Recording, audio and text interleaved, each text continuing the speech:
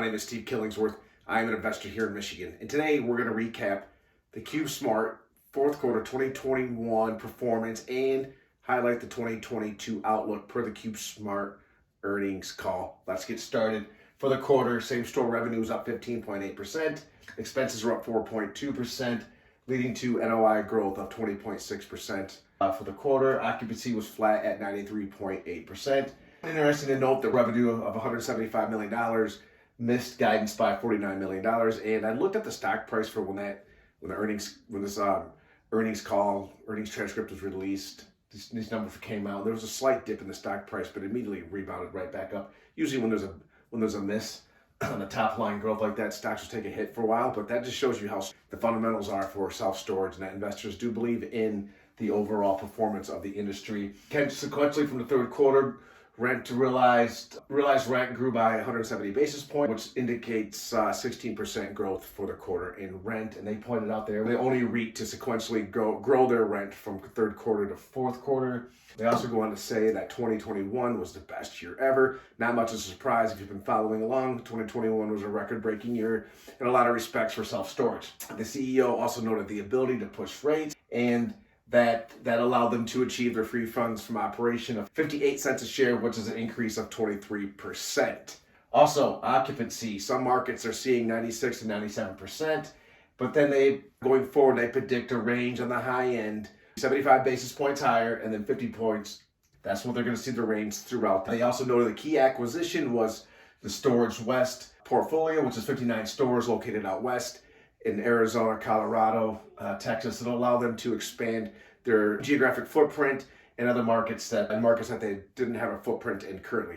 For example, CubeSmart here, they have a lot of stores on the East Coast. During the call, there's quite a bit of conversation about the markets in Philadelphia and DC. So that one of the key acquisitions was that storage portfolio. Over to one of the keys to their success they talk about is the customer personalization. They want to have the web experience be the same as the in-store experience.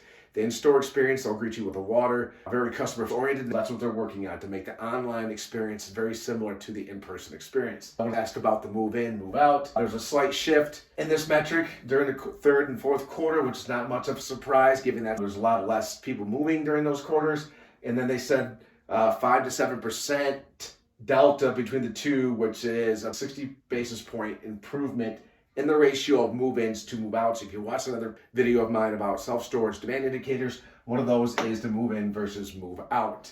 Okay, so for the last year or so, more people have been moving in than moving out, and that's starting to compress a little bit. One of the drivers of expenses, as everyone knows, is property taxes. They said a lot of their markets, a lot of these assessors see that record high valuations, cap rates, and taking very aggressive valuations on self-storage facilities. And one thing they noted about going back into occupancy, the length of stay, 60% of their customers stay for 1 year or longer, and 40% stay for 2 years or longer, which is a 6% and a 4% increase from where they have been historically. However, they noted they have seen a pickup in the 30-day customer. So also they get very specific about a few markets here I'm going to highlight real quick. New York, they said the demand is there, but there's a lot of supply coming into the submarkets like the Brooklyn, the Bronx. So that's going to take a little while to flush out there, but they definitely say, demand is there for New York, and things are starting to return to somewhat normalcy out there. They said occupancy ticked up